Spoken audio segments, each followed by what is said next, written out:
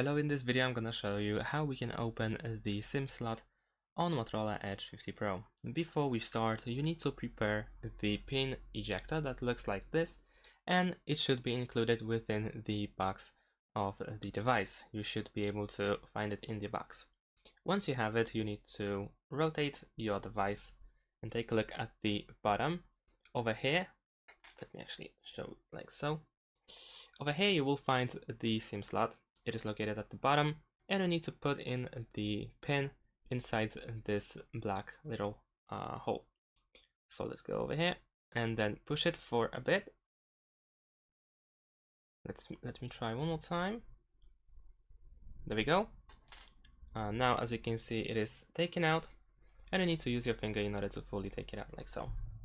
And there we go. Now we have our SIM slot available to us, and we can use our SIM card, put it in. If you don't know how to do that yet, then let me quickly show you. So this is how it looks like, and we need to pretty much match the symbol that is located over here on the SIM slot. So put it inside the same way. There we go. And you need to push it a little bit until you hear like a small click, and this is how it looks like.